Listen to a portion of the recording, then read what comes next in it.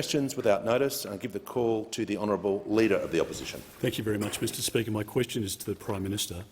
It's been 430 days since the Prime Minister first promised a $275 cut to power bills, a promise repeated on 97 occasions. This promise hasn't been delivered. Instead, power bills, along with mortgages and grocery costs, have all risen sharply under this Labor government. Why do Australian families have to pay more under Labor? The member for Deakin will cease interjecting. The Prime Minister has the call.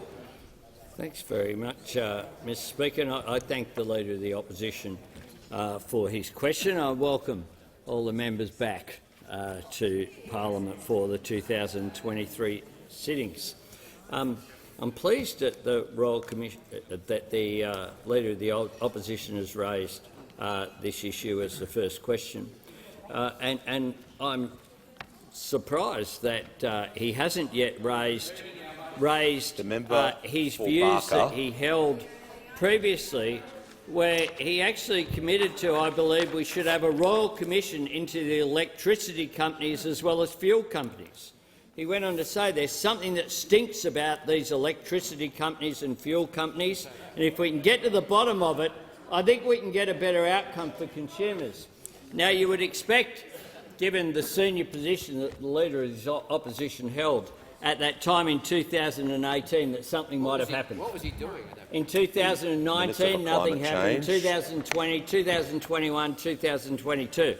They had 22 different policies announced, and none of them delivered, just like when the Leader of the Opposition was out there campaigning for a royal commission into electricity companies as well as fuel companies. Nothing happened. But of course, when it comes to energy, we did have a debate here in December. We brought the Parliament back, and we brought the Parliament back to have a debate over whether we would take action. Members on my left, we would take action. The member for Page will cease interjecting. The major companies and make sure that there was price relief for consumers and for businesses. But those opposite Order. Members on my left will cease interjecting. And voted against Affairs. it. And voted against it, in spite of the fact that people like the former CEO of Shell said the following. The Prime Minister will pause. The Leader of the Opposition on a point of order. Well, on a point of order, Mr Speaker, what price relief are you talking about? Resume your seat. Resume your seat. The Prime Minister is being in order, and I want to state order. Members on my right, Standing Order 104 is very clear. Answers must be relevant to the question. The Prime Minister is talking about energy prices and energy policy, exactly what the question was about. He is in order. I give him the call. And we intervened into the normal market processes because there are extraordinary times. And the CEO of Shell, the former CEO of Shell, Mr Van Buren, said this: "You cannot have a market that behaves in such a way, logically and effectively and everything else, that it's going to damage a significant part of society. One way or another, there needs to be government intervention." We were prepared to intervene. They weren't. They opposed it, like they voted against their own policies that they've introduced when it comes to energy. Order. Members on my left. The House will come to order, so I can hear the member for Dunkley in silence. The member for Dunkley has the call. Thank you, Speaker. My question is to the Prime Minister. What work has the government done since the Parliament last met to deliver for the Australian people? Give the call to the Prime Minister. I thank the member for Dunkley for her question and welcome her back from the excellent representation that she and the member for Gippsland gave Australia at the United Nations at the end of last year. Well, we have been delivering the positive and practical changes that the Australian people voted for on the 22nd of May.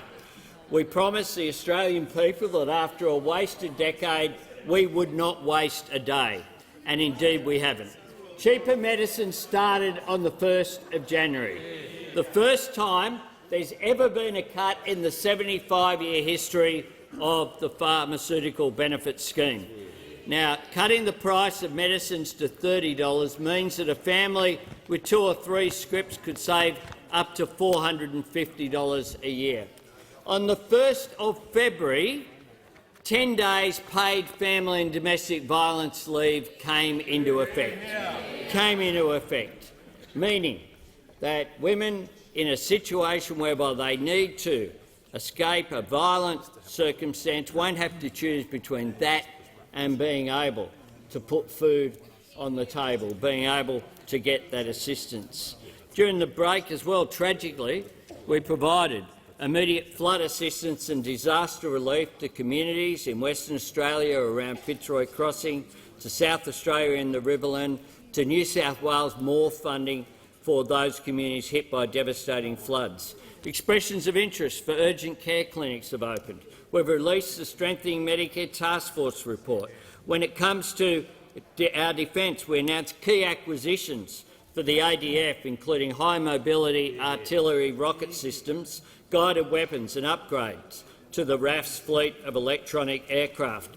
We launched our national cultural policy in Melbourne, supporting Australian artists and culture, and also at the same time, of course, supporting our economy. We established the Royal Commission into Robodebt. You might hear a bit more about that over coming days, because the evidence there has been quite extraordinary, the devastating testimony about the impact of that disgraceful program on people's lives. And that follows from the other work that we've done through legislation where changes will come in this year. Cheaper childcare from July 1, legislating a National Anti-Corruption Commission. This is a government with a sense of purpose. This is a government not here to occupy the space, but to make a difference to people's lives, and that is exactly what we are doing. The member for McEwen will cease interjecting. The Deputy Leader of the Opposition has the call. My question is to the Prime Minister. Before the election, the Prime Minister promised he would deliver cheaper mortgages. Since the election, mortgage repayments have increased by around $1,400 a month for a typical Australian family, and every economic decision the government has taken has pushed interest rates higher than they otherwise would be. Why do Australian families always have to pay more under Labor? Order. Members on my right will cease interjecting. The Minister for Climate Change will cease interjecting. The Prime Minister will be heard in silence. I give him the call. It's a reality of a world where there's inflation. I think Australians understand that. There's a lot of pressure, upward pressure, on interest rates at the moment. They're not my words, they're his. The Leader of the Opposition. They are the words of the Leader of the Opposition on the 3rd of May 2022. The words when interest rates began to rise in May 2022. The Shadow Treasurer had a bit to say too. He said the problems were caused by factors outside of control. He said this, quote, "We're facing circumstances in what's happening in the Ukraine and Russia that were not expected and very hard to predict. These pressures are driven by extenuating circumstances." Now, the Deputy Leader of the Opposition has tried this on a number of times. And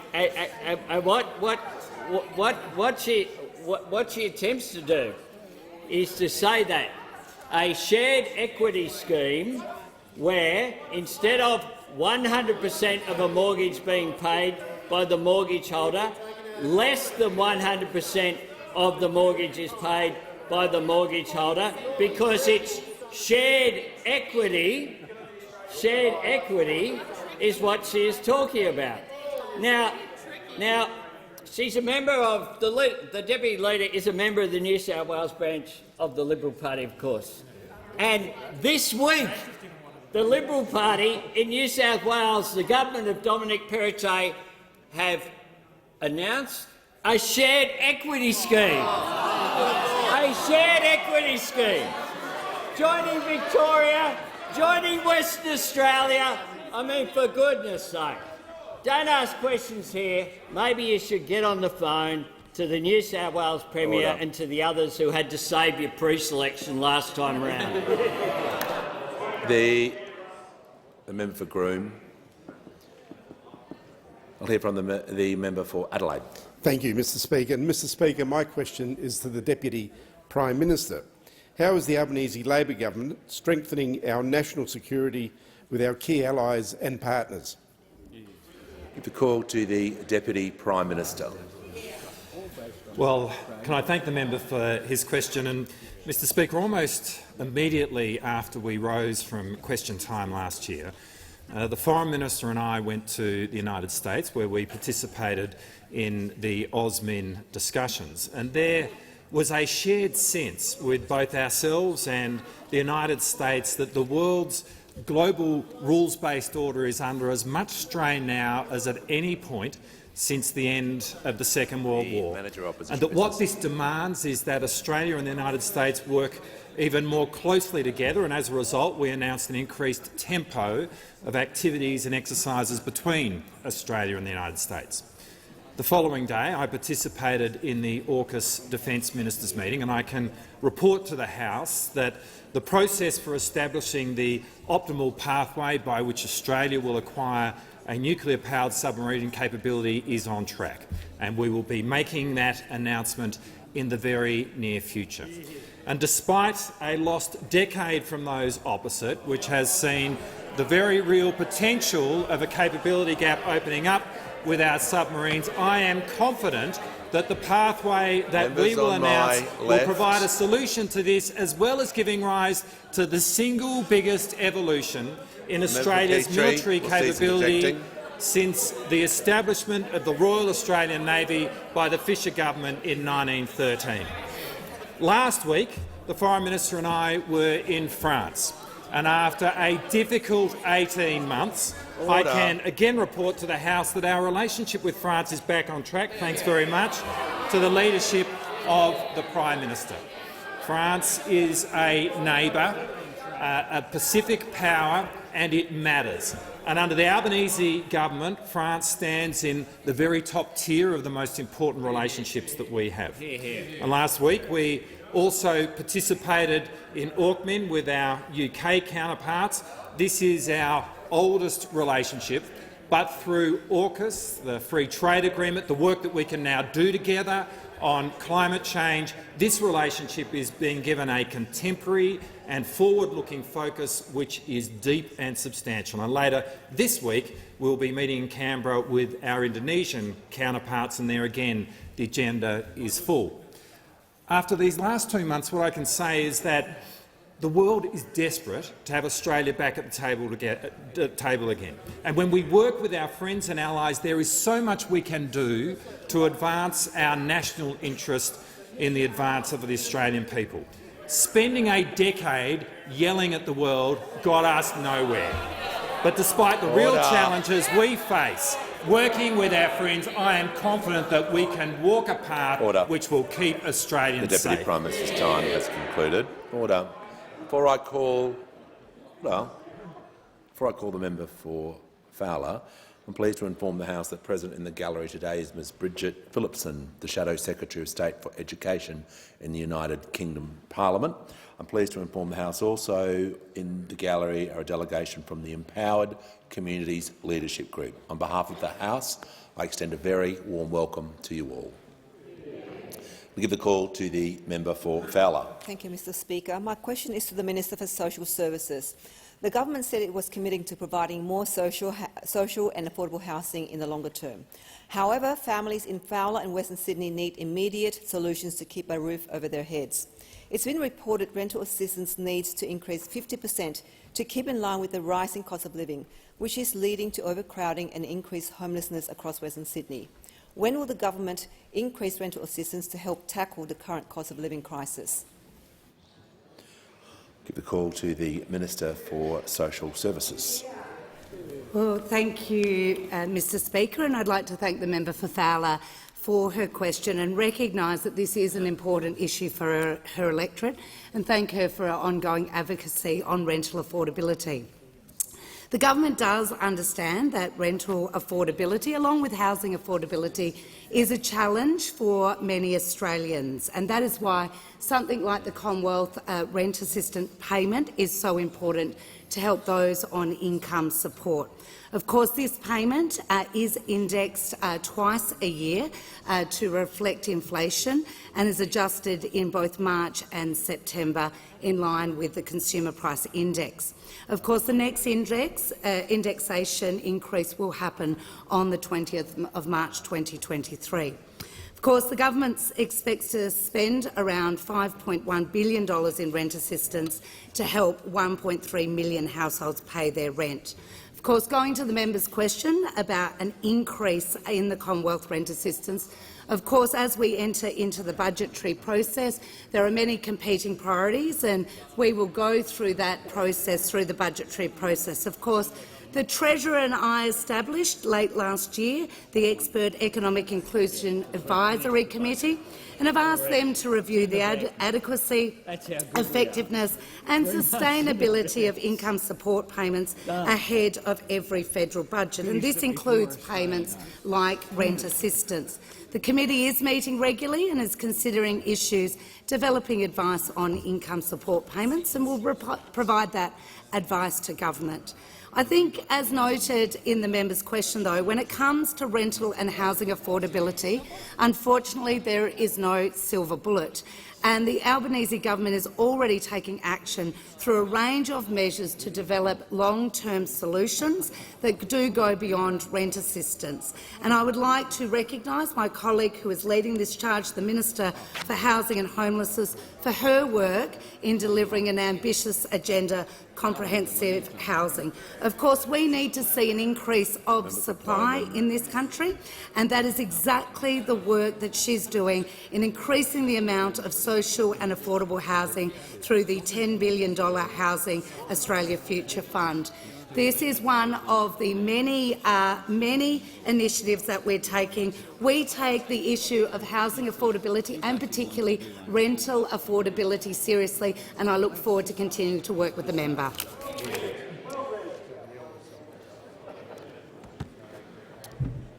Order. I give the call to the member for Hawke. Thank you, Mr Speaker. My question is to the Treasurer. What are some of the challenges facing the Australian economy in 2023, and how is the Albanese Labor government responding? Give the call to the Treasurer.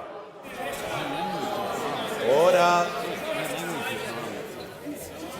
Members on my left are eager, but they shall remain silent. I've got a couple of extra. The Treasurer has much, the call. Mr Speaker, and I thank the member for Hawke for his question. Mr Speaker, we are optimistic about the future of our economy and the future of our country, but we need to be realistic as well about our prospects in 2023. We need to be realistic about the challenges that are coming at us from around the world and impacting our people and our economy. Inflation is the major challenge in the global economy, it's the major challenge in our own economy, and it's the major focus of the Albanese government as well. Honourable members will be aware that 2022 finished with an inflation number at 7.8%.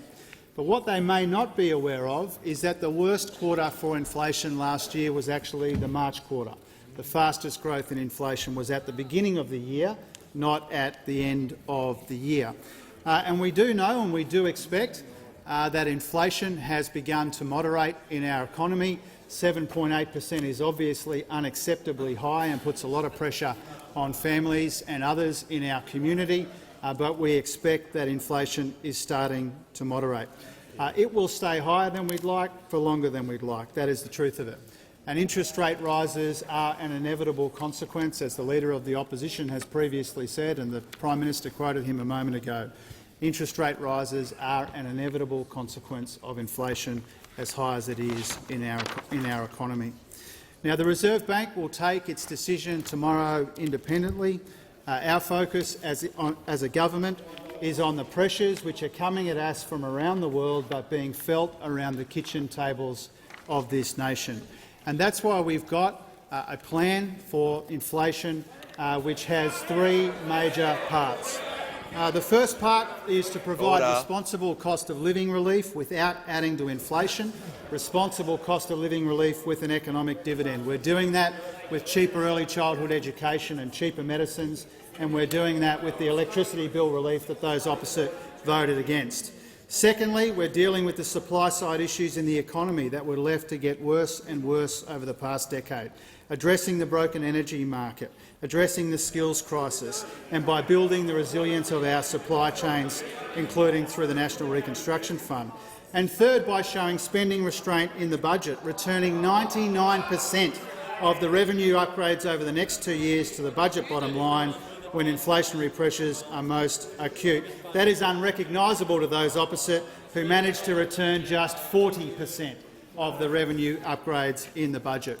So, Mr Speaker, this will be a challenging year for our economy and the global economy and for our country, but we can do more than just batten down the hatches and ride it out. We will see this inflation moderate, we'll keep building our buffers, we'll keep building an economy that's stronger, and we'll keep building a better future that Australians deserve. Give the call to the member for Hume.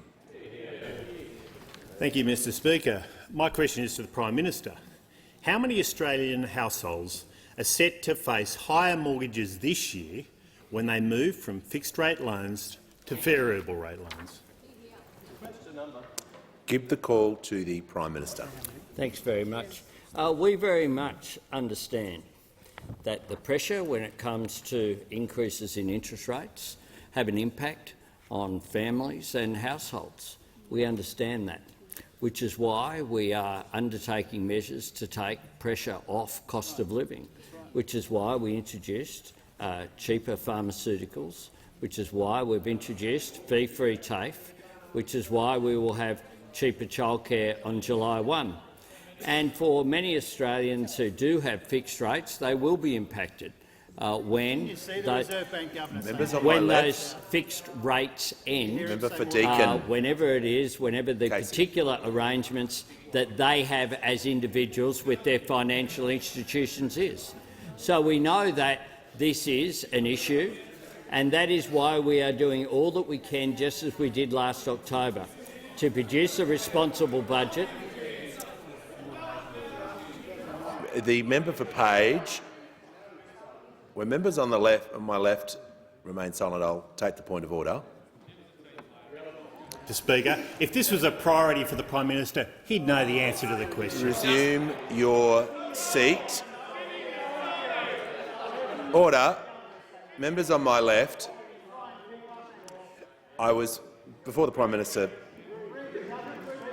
the Treasurer, the Deputy Leader of the Opposition. I won't rule on the point of order. Call the Prime Minister. Thanks, Mr Speaker. And when the member for Deakin is warned, as we have said, when those fixed mortgages end, there will be an increased pressure on around about 800,000 Australians who will go off fixed rates onto more flexible rates. And that's why, in particular, in the lead-up to the May budget, we will continue to put forward a responsible economic policy, because interest rates, of course, began to increase on your watch. The member for Cornwall has the call and will be heard in silence. Thank you, Mr Speaker. My question is to the Minister for Early Childhood Education. How is the Albanese Labor government delivering on its election commitments to make early childhood education more affordable and accessible for Australians to ease cost of living pressures? I'll give the call to the Minister for Early Childhood Education and Minister Thank you for very Youth. much, Mr Speaker, and I thank the member for Cornwall, my dear friend, for her question and commend her unwavering dedication to the people of Cornwall, to the families of Cornwall and to the children of Cornwall. If I may take the opportunity, Mr Speaker, to welcome everybody back for the new year and welcome to 2023. This is the year that early childhood education will become more affordable for over 1.26 million families right across Australia. And that is because of this government's legislation passed last year within our first 6 months of being elected through the Cheaper Childcare Bill. From July 1st this year, Mr Speaker, the government is lifting the maximum subsidy rate to 90% for families in electorates like Cornwall, where 7,000 families will benefit from our reforms. That means that families will have more choice. They'll be able to participate in the workforce. And importantly, it means that they'll be able to give their children a better start in life. We went to the election with a comprehensive plan for early childhood education and care. We went to the election with a promise to ensure that more parents could go back to work and balance work and care responsibilities. We went to the election with a commitment to allow more parents to go back to the workforce, take on more hours, boost their household income and boost productivity and the economy. And this year, all of that becomes a reality. We said we would make early childhood education and care cheaper, and we have. We said we would deliver cost of living relief for parents in Australia, and we have. We said we would create opportunity for more primary caregivers to return to the workforce, and we have. We said we would deliver real cost of living relief for families who work out their household budgets based on how much they have to pay in early childhood education fees. And many of us in this place have been there, where they sit down and we calculate how many hours we can work, how many more hours we can work before those extra earnings. The Minister will resume her seat for a moment. The Minister will resume her seat for a moment. The member for Barker will rise to his feet and withdraw that comment. Give the call to back to the Minister. Oh, thank you, Mr Speaker. I was deep in discussion with myself and didn't know. We said we would make early childhood education and care, as I was saying, Mr Speaker. We said we'd make it more affordable, and we have. But that's not all. That's not where it ends, because we've also tasked the ACCC and the Productivity Commission to undertake comprehensive reviews of the sector, to look at pricing mechanisms and to see what more we could be done within the sector. We went to this election saying we would reduce the cost of living for Australians, and through the bill that we passed last year, we have done that. We're committed to giving children the best start in life. We're committed to providing cost of living relief for families and parents right across Australia. We said we'd do it, and, Mr Speaker, we have. Order. Give the call to the Leader of the Nationals. Thank you, Mr Speaker. My question is to the Prime Minister. How many petajoule supply of gas risks being lost to the domestic market because Labor's gas price cap impact on investment, including Senex Energy's decision to put $1 billion in investment in the Surat Basin at hold indefinitely? I'm just going to ask the Leader to read that question again, because I couldn't hear. Order. No, order. Members on my right. I'm just going to ask the Leader to. Including Senex Energy's decision to put $1 billion in Surat Basin gas investment projects on hold indefinitely. Give the call to the Minister for Climate Change. Well, thanks very much, Mr Speaker, and we thank the opposition for their question. And I must say it provides a very significant level of courage for the opposition to come in and ask about a package that they oppose, Mr Speaker, to ask what impact it has when they sat there and voted against it on multiple occasions, Mr Speaker. They say there's no courage in Australian politics. I beg to differ. The chutzpah is very impressive, Mr Speaker, from those opposite, because in December we put to the House a very simple proposition, that Australian gas companies should be required to sell Australian gas under Australian soil and Australian seas to Australians for a reasonable price, for $12 a gigajoule and a reasonable price going forward. Those opposite think they should be able to charge unreasonable prices. That's their position. They should be able to charge unreasonable prices. Now, the fact of the matter is, Mr Speaker, that in 2021 96% of gas was sold for under the cap. Now, those opposite say it's a disaster that gas companies should be able to sell for more than that. We say it's reasonable, and we say Australian gas companies should continue to supply gas at reasonable prices, and we're confident they will. Give the call to the member for Cunningham. My question is to the Minister for Health and Aged Care. How is the Albanese Labor government changing people's lives by delivering on its election commitment to make medicines cheaper for millions of Australians? Give the call to the Minister for Health. Well, thank you, Mr Speaker, and I thank the member for Cunningham for her question and for her relentless advocacy for better health services in the Illawarra. Mr Speaker, in May last year we promised Australians cheaper medicines, and on the 1st of January this year we delivered on that promise, with the largest cut to the cost of medicines in the 75-year history of the Pharmaceutical Benefits Scheme. From January 1st, our government has slashed the maximum price for general scripts from $42.50 to just $30. Someone taking one medication a month could save as much as $150 every year, but a family with 2 or 3 general scripts could save up to $450 a year. And, Mr Speaker, we also promised to reduce the safety net threshold for millions of pensioners and concession card holders, and we delivered on that promise, so that over the course of the year the most that those Australians will pay for PBS medicines is an average of just $5 per week. These changes to safety net thresholds will benefit around 2.4 million Australians each and every year. We also promised, Mr Speaker, to lift the income thresholds for seniors' health card holders, and we delivered on that, with more older Australians now eligible for a seniors' health card to access PBS medicines at cheaper prices and bulk-billed doctor visits. Mr Speaker, our cheaper medicines policy is changing lives. Beck from Sydney said, "Thank you, Albo. As a daily user of several medications, this comes as a relief when buying prescriptions. So thank you to you and to your government." Maxwell James from South Australia said, "Today I was able to fill my heart medication script for just $30 instead of $42.50. Cheaper medicines means people can afford to pay for them and not go without other household items."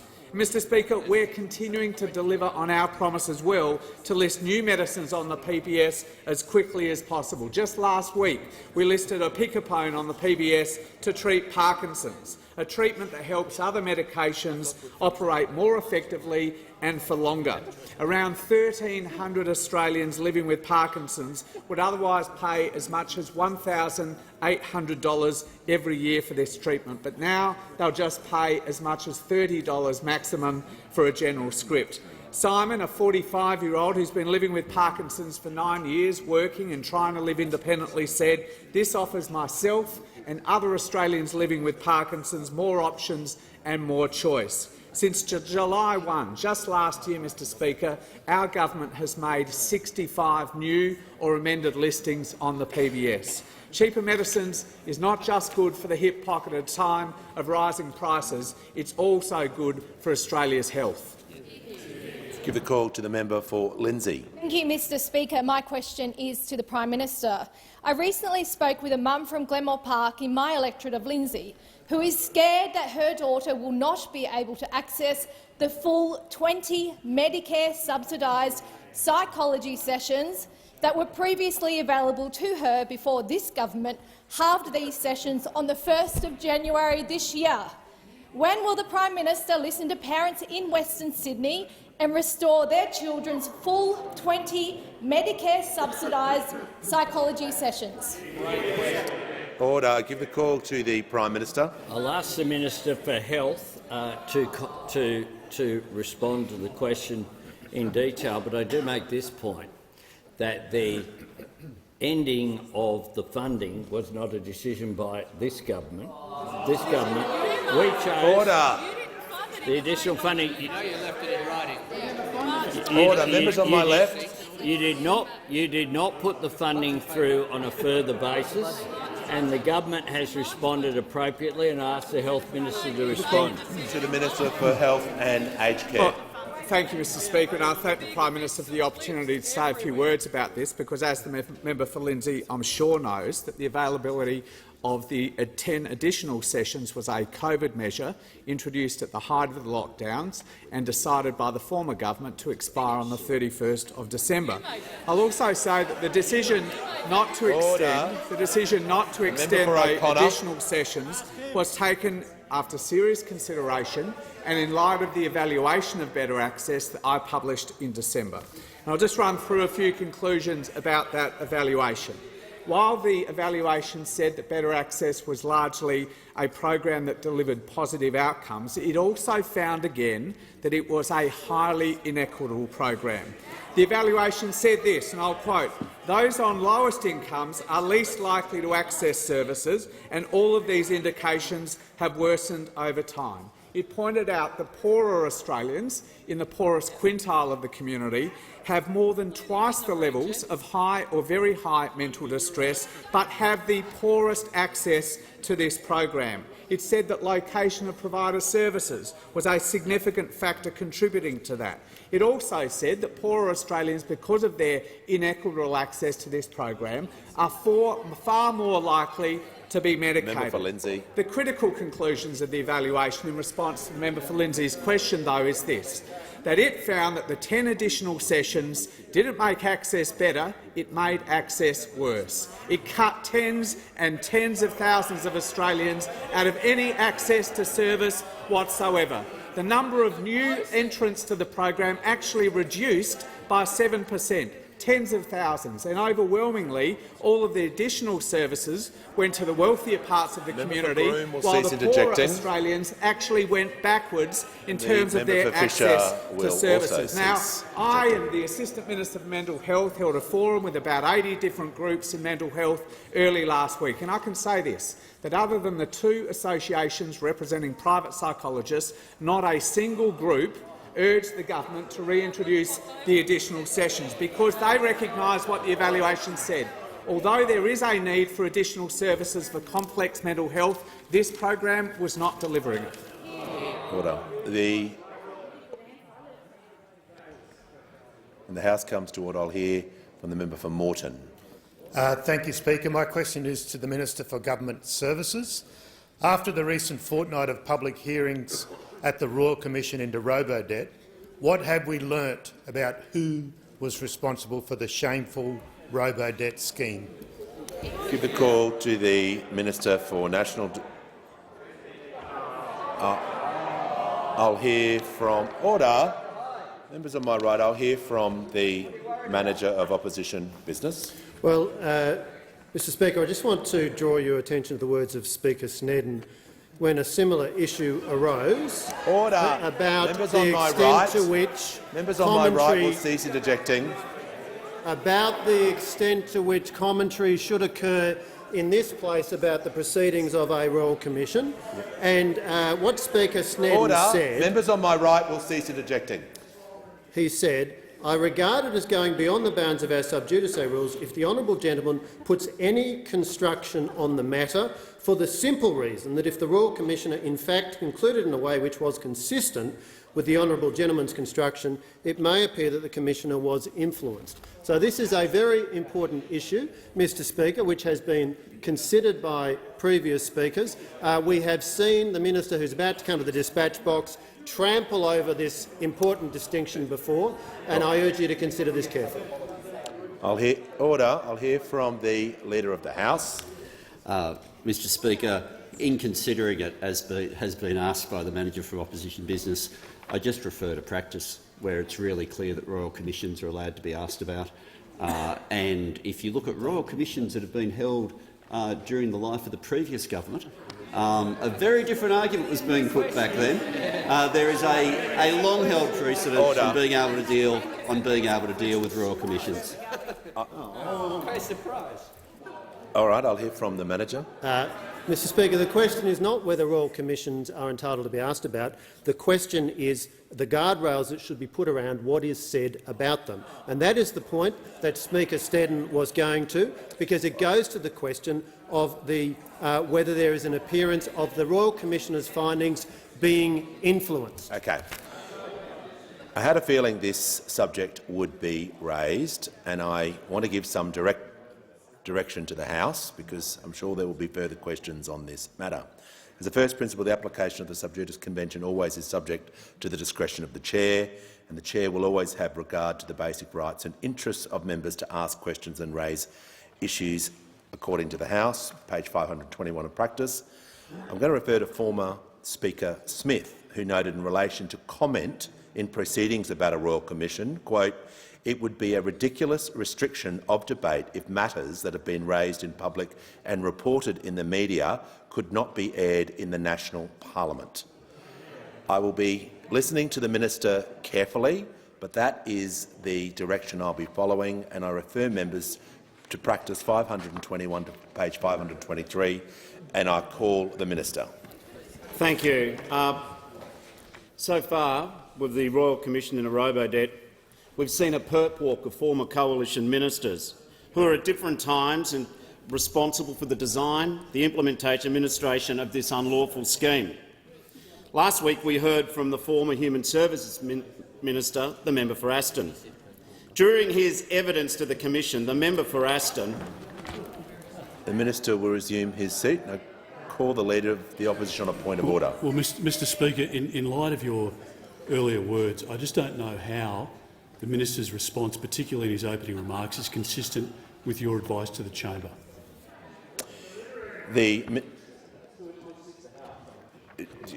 Sure, I will call. The minister has the call. The Royal Commission at Robodebt sent a conga line of coalition ministers, not a perp walk. I'll just ask the minister to get to the substance of the question. Okay. He has been asked. During his evidence to the Commission, the member for Aston acknowledged that 1. He was responsible for the administration of the Robodebt scheme between February 2016 and December 2017. 2. He knew that Robodebt produced inaccurate debt notices. 3. He did not think to raise questions about the legality of the scheme for the duration of his time as the minister. 4. He requested the personal files of 52 Centrelink recipients who had complained in the media in the period between Christmas 2016 and January 2017. 5. He did think, however, to get legal advice about accessing the personal files of the 52 public complainants, as opposed to seeking advice as to the lawfulness of the whole scheme. Now, the member for Aston did pay forensic attention to people complaining about the scheme, but never the complaints. He investigated the messengers, but never the message. Furthermore, when the minister was asked about his responsibility, he shifted responsibilities for the scheme to the former Prime Minister, former Treasurer, former Finance Minister for prioritising finding savings. He also shifted responsibility for not understanding about the illegality of the scheme to senior public servants, one of whom is now deceased. Further, he said that he had no visibility of the scheme. The minister will resume his seat. The Manager of Opposition on a further point of order. Well, Mr Speaker, standing orders are very clear. Standing Order 90, all imputations of improper motives to a member shall be considered highly disorderly. Now, we've just had a series of character assessments from the minister. This is a clear breach of the standing orders. I understand the minister was reading reports from the Royal Commission, but under the standing orders, he is entitled to refer to reports, media reports, and actually the actual Royal Commission itself about what was said. And I'm listening to the minister carefully. If he strays from that point, he'll be pulled into order. I'll give him the call. The minister, when he was asked about responsibility, made it clear that he blamed the ERC. He made it clear that he blamed senior public servants. It wasn't his fault that he didn't know about the illegality. Instead, he said senior public servants should have told him, including one who's now deceased. He said that he had no visibility about the scheme when it was brought to Cabinet, and he said that the issues of current policy responsibility were the matter for the former Social Services Minister. At different times, not only did he blame most of his current Cabinet colleagues, he then blamed the left-wing media, he then blamed previous Labor governments. The human blame factory here also blamed the complainants of the scheme. However, I think the last word about the evidence that we heard from that particular minister concerning the unlawful Robodebt scheme, the last word should be left to his former media advisor, who put it better than most. The minister requested the file of every person who appeared in the media in order to make other victims think twice before coming forward. What a fine specimen of coalition ministerial responsibility. Order. Members on my right. The Leader of the Opposition will cease interjecting. I give the call to the Leader of the Greens. Thank you, Speaker. My question is to the Minister for Resources. The UN Secretary-General, the world scientists and the International Energy Agency all say no new coal and gas projects can proceed if we're to meet climate goals. But the Labor government's first emissions projections name 7 new giant gas projects that you will open up before 2030, including Beetaloo, Scarborough, Narrabri and Browse. In a time of climate crisis, why is Labor opening new coal and gas mines under its safeguard mechanism? The order. I give the call to the Minister for Northern Australia and the Minister for Resources. Thank you, Mr Speaker, and I thank the Leader of the Greens for his question. As you know, this government is committed to taking action on climate change. We've legislated targets. We've legislated to reach net zero emissions by 2050. The Minister for Climate Change and Energy is working very hard with industry and with anyone else who wants to consult with us, with the government, on the safeguards mechanism, and it will be the safeguards mechanism that is the main, or one of the main ways by which we will, and the industry itself, whether it be any emitting industry, whether it's gas, concrete, agricultural industries, that will be the mechanism by which they will have to reduce their emissions. We have said consistently on this side of the parliament, the government has said consistently,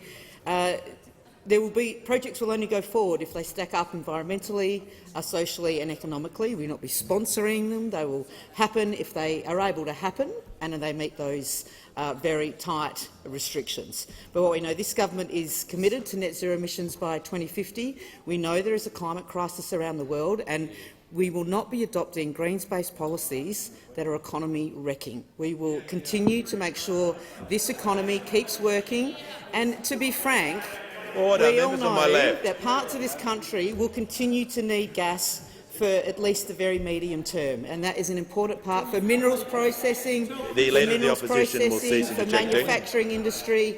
This is just the facts of where we are, and that is why making sure it's a net zero emissions aim is so important, and we are committed to this. We've legislated for it. We will make it happen, and I do hope that the opposition come along with us to make sure it does happen. I give the call to the member for Corangamite. Thank you, Mr Speaker. My question is to the Minister for Social Services. How is the Albanese Labor government delivering on its budget commitment to provide a more modern, more flexible and more generous paid parental leave scheme? I give the call to the Minister for Social Services. Thank you very much, Mr Speaker, and I would like to thank the member for Corangamite for her question. As a passionate advocate for families in her electorate, I know that she'll be following this very closely. So, of course, improving paid parental leave was one of the most frequent proposals raised at the Jobs and Skills Summit that this government held in September. It brought together unions and businesses who really articulated the importance of improving paid parental leave. Of course, the Albanese government is now delivering on that. We are delivering a $500 million investment announced in the October budget to expand the scheme to 6 months by 2026. And we have wasted no time in delivering this commitment, introducing legislation in November 2022 to fix paid parental leave so it's right for the times and right for the future. The legislation currently before the House implements the first stage of the government's changes from the 1st of July 2023. 180,000 families each year will benefit from a stronger and more generous paid parental leave scheme. The current scheme does not have enough access to dads and partners. It limits flexibility for parents to choose how they take leave and transition back to work. And the eligibility rules are unfair to families where the mother is the high income earner. Our legislation fixes this. It gives more families access to the payment, provides parents with more flexibility in how they take leave, and encourages them to share the care to support gender equality. From the 1st of July 2023, we will move to a single payment scheme to allow all parents to access government-paid leave at the same time as their employer-paid leave. This will help families maintain their income while caring for a newborn. We'll also expand eligibility with a more generous household income test of $350,000, which will give more families access to the payment. We will, of course, encourage parents to share care with an easier claiming process that allows either parent to take leave first and removes the assumptions about mothers and fathers being primary and secondary carers. Parents will also be able to take leave in a way that works for them. Of course, on the 1st of July 2024, we'll add 2 additional weeks a year to the scheme each year until it reaches 26 weeks. And to ensure we're on track, we've got the Women's Economic Equality Task Force consulting with parents, families and the community to make sure that we've got the expansion to 26 weeks right. We are delivering on our plan for a better future for families, a fairer future for families and a stronger Australia. The call to the honourable member for Barara. Thank you, Mr Speaker. My question is to the Prime Minister. In June 2022, the National Aboriginal Community Controlled Health Organisation wrote to the government pleading for the Commonwealth to extend the NT alcohol ban for an additional 2 years to maintain their dry status and prevent a spike in alcohol-related injury and offending. Why did the Prime Minister ignore these calls from Indigenous leaders? The call to the Prime Minister. Thanks very much, and I thank the member for his question, which goes to a very serious issue, of course. And today, the Cabinet has met, and the Northern Territory Cabinet met as well, chaired by Natasha Files, and she has already made a joint announcement on our behalf after we received the report from Darrell Anderson. And it's true that there were changes as a result of the decision of the former government to stop the Stronger Futures program in June of last year, after it was put in place by the former Labor government in 2012 over a 10-year period under then Minister Macklin.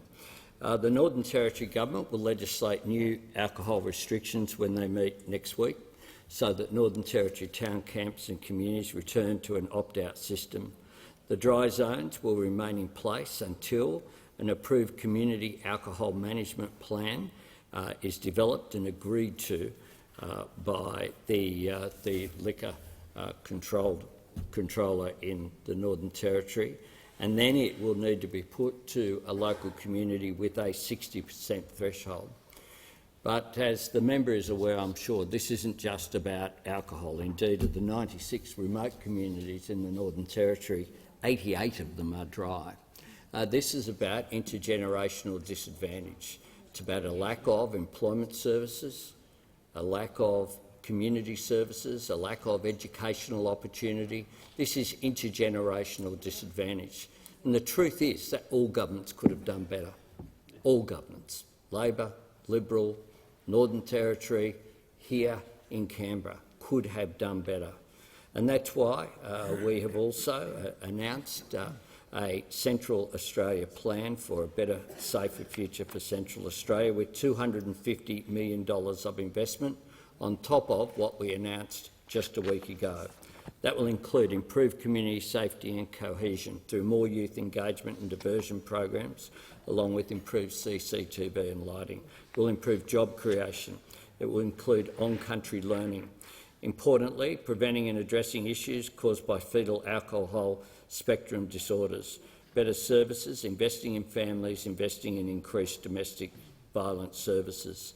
These policies will be developed and implemented in partnership with the Northern Territory Government, with the Northern Territory Controller, Darrell Anderson, has been put in place. They're driven by one goal: real, lasting improvements in people's lives. But what we know is that it won't be solved overnight, but we do know that you'll get better outcomes if you involve communities on the ground, rather than think that decisions should be best made in Canberra, and that is why we've structured this. I'm very pleased that the Cabinet approved this on the basis of, after receiving the report from Dorrell Anderson.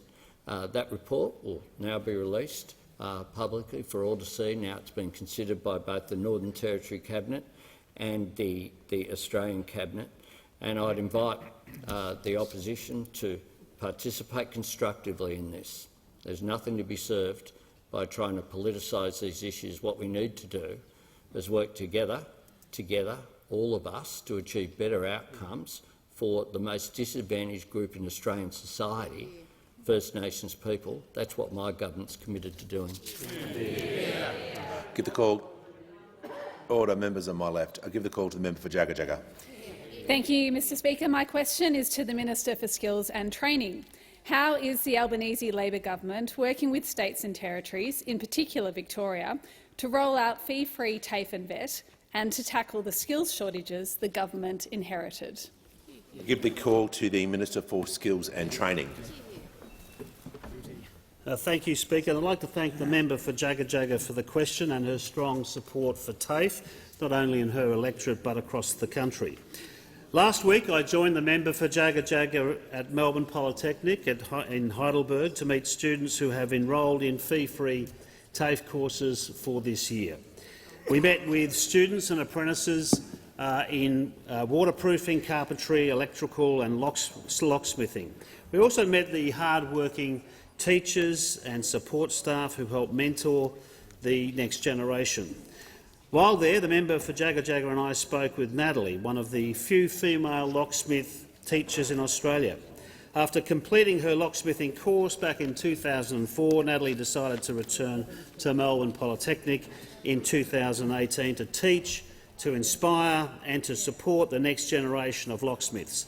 According to Natalie, locksmithing is a wonderfully old and beautiful trade with a great career pathway, but like most other trades, it is of course changing as a result of technology, and as locksmithing isn't just about locks and safes, it's also focused on emerging areas such as electronic security. In TAFEs all over Australia, we find people like Natalie dedicated to supporting the next generation of tradespeople, Speaker. And like them, Natalie is a great advocate for vocational education and training, and someone who's focused on highlighting the many benefits of VET employment into good, secure, rewarding jobs. Speaker, according to the OECD, Australia has the second highest labour supply shortage per capita in the developed world. The National Skills Priority List last year showed an almost doubling of occupations on that list, from 153 to 286 occupations. That's why it's so critical we see the enrolment in the 180,000 fee-free TAFE places this year, so that we can ensure that workers have the skills that are in demand, that businesses have the skills that they're crying out for, that indeed our economy has the skills that it needs to grow. The Albanese government is taking a very collaborative approach by working with all state and territory governments, and late last year we signed 8 separate agreements with states and territories to deliver these enrolments. And as I've been advised, there's been some very good progress in terms of the enrolments. For those listening, if you're interested in getting new skills or reskilling and moving into other areas, particularly areas of demand, I'd invite you to consider enrolling into these courses. Along the way, of course, during the course of this year, as those places are being filled and people acquiring skills, we'll be negotiating a national skills agreement, a 5-year agreement with state and territory governments to ensure we have reforms in the VET sector, a sector that needs to deliver skills that our economy demands. Give the call to the honourable member for North Sydney. Given the New South Wales EPA ordered Coles and Woolworths to dump more than 5,200 tonnes or 5 billion pieces of soft plastic into landfill from their failed Red Cycle scheme, and acknowledging that single-use plastic is not only a pollution crisis but a climate one— the member can resume. I've just got to ask her to state the question of who you're directing the question to. I'll just ask the clock to be reset, and I'll give the call to the member for North Sydney. I was distracted, sorry. My question is to the Minister for Environment and Water. Given the New South Wales EPA ordered Coles and Woolworths to dump more than 5,200 tonnes or 5 billion pieces of soft plastic waste into landfill from their failed recycle scheme, and acknowledging that single-use plastic is not only a pollution crisis but a climate one, will the minister force change by introducing a levy on the production and consumption of single-use plastics made from virgin plastic? The call to the Minister for the Environment and Water. Thank you, Mr Speaker, and I want to thank the member for North Sydney for her very important question. She's quite right to identify the scale of this problem and the importance of this problem of soft plastics and the failure of those opposite to institute real change in recycling, particularly for soft plastics. The report that she's referring to says 139 million tonnes of plastics were produced in 2021. And what that means in practice for Australia is that by 2050, if we keep going the way we're going, the plastic in the oceans will weigh more than the fish in the oceans by 2050. In Australia, the average Australian is ingesting about a credit card's worth of microplastics every week through the food and the water they drink. So it is a shame that we've wasted a decade, but we are turning that around. This government has committed to a $250 million investment in upgrading recycling infrastructure with the states and territories and the private sector, including specifically $60 million for those hard-to-recycle plastics like soft plastics. We know that families around Australia have been doing the right thing. They've been collecting their soft plastics, they've been schlepping it down to the supermarket, and then instead of it being recycled, it's sitting in warehouses causing environmental problems. We've established the Circular Economy Advisory Group that includes, it's chaired by John Thwaites. It includes our Chief Scientist, Engineers Australia, Chemistry Australia, the CSIRO. With the Minister for Industry, we're investing in research grants to support the circular economy. We've joined international efforts to reduce the use of plastics around the world. We've joined the High Ambition Coalition to End Plastic Pollution, and we've signed the New Plastics Global Commitment. We are one of 500 governments and businesses around the world to have signed up. Of course, those opposite could have done this stuff. In fact, they announced, yes, you announced some very ambitious targets. You did. You announced very ambitious targets 4 years ago. An ambitious target of 70% recycling of plastic by 2025. Guess where they got to? 16% they got to. 16% you've been at for 4 years. So I wouldn't be interjecting if I were you. I'd be very careful with that one. Can I say, Mr Speaker, that this is such an exciting area. We have scientists at the University of Technology working on algae-based replacements for plastics. We've got enzyme-based recycling at Australian National University through Samsara Labs. That means almost endless, infinite capacity to recycle plastics.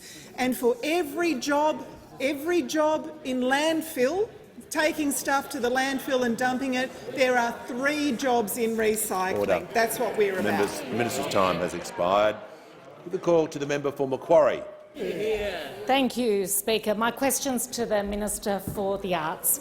How's the Albanese Labor government supporting the arts and entertainment sector in Australia after a wasted decade? And what's been the response to the launch of Revive? Give the call to the Minister for the Arts and the Minister for Employment and Workplace Relations. Thank you very much, Mr Speaker. And I was pleased last week to be there with the Prime Minister at the launch of Revive, Australia's cultural policy, a place for every story, a story for every place. And I hear it's interesting hearing the complaint immediately. Now they're complaining you didn't spend enough money. Now in terms of that argument, you should check what the shadow said. But one of the arguments that's been put in terms of the reception to Revive, so I'll go straight to it before I go to some of the detail, was it should have been more like the RISE program. Now, those of you might, if you know about the RISE program, this is the one that, when it decided which Australian stories will be funded Guns and Roses. Chose the Guns and Roses tour so that people could sit there, hearing Axel sing Sweet Child of Mine and think there's an Australian story. That was their approach.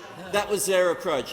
What we have established now is to change the traditional model of the Australia Council by establishing Creative Australia, bringing in creative partnerships, which previously as a separate organisation was separating philanthropy, but also bringing in a capacity for the organisation to deal with the commercial sector. The Music Australia and contemporary music has forever been underfunded at a federal level. There has never been support on the basis that it's a commercial sector that looks after itself. The same for writers in various areas of literature. But the people who work in those sectors are the same people who go in and out of the funded sectors. And what those opposite don't seem to understand, some of them do, one of them doesn't, is that the people working in the arts and entertainment industry are workers too. And they have a right to fair remuneration. They also have a right to a safe workplace. And I'm particularly pleased that after the Me Too calls that came, particularly leading to this Raising Our Voices report, which came out of some horrific stories from within the music industry, there'll now be a centre for arts and entertainment workplaces that's able to have a bit of responsibility in saying you deserve a safe workplace, free from harassment, free from bullying, because being an arts and entertainment worker is not being some sort of hobbyist. It's a real job. It's a $17 billion industry.